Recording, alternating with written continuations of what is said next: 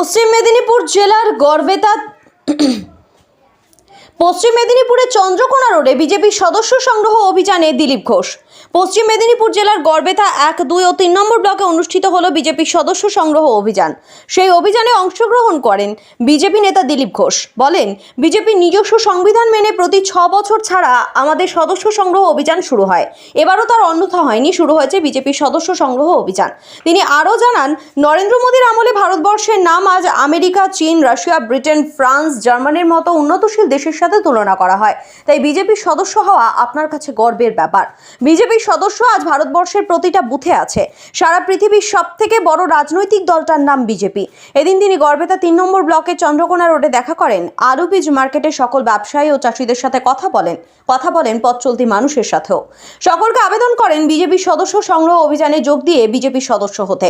ঘুরে দেখেন গড়বেতা 2 নম্বর ব্লকের গোয়ালতোড় বাজার। সবশেষে গড়বেতা 1 নম্বর ব্লকে একটা পথসভা ও মিছিলে অংশগ্রহণ করেন।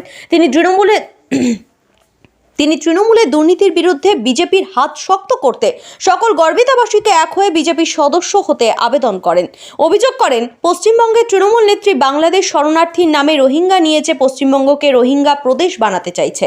বাংলাদেশ প্রসঙ্গে সাংবাদিকদের প্রশ্নের উত্তরে জানান, যে দেশে প্রধানমন্ত্রীকে দেশ ছেড়ে পালাতে হয় সেই দেশের আইন শৃঙ্খলা কতটা ভয়াবহ সে কথা অনুমেয়।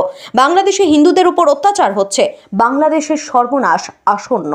सर, वेस्ट बंगाल का सीएम बोला है कि बांग्लादेश को जो शरणार्थी है वो वेस्ट बंगाल का अगर आ जाए तो मिल बांट कर खा लेंगे हम। आपका क्या रिएक्शन है? शरणार्थी तो आते ही हैं, उसको पहले भी आए हैं लोग, और उनके लिए क्या किया है? भारतीय जनता पार्टी ने उनको नागरिकता देने के लिए सीए कानून पारित किया है, और ममता बनर्जी उसको विरोध कर रही है, सीए लागू नहीं होने दे रही है। तो उधर से जब हिंदू आ रहे हैं उनको वो नागरिक बनने नहीं देगी, और मुसलमान और रोहिंगा आएंगे तो उनको वोटर बना करके उसका वोट ले लेगी।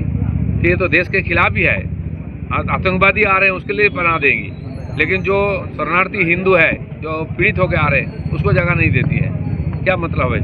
इसके खिलाफ भाजपा कोई आंदोलन करेगा? पूरा आंदोलन कर रहे हैं, आगे भी करेगा। उत्तर प्रदेश में अब कृषक आंदोलन हो रहा है, इसके बारे में आपका क्या राय है? कृषक आंदोलन पहले भी हुआ है।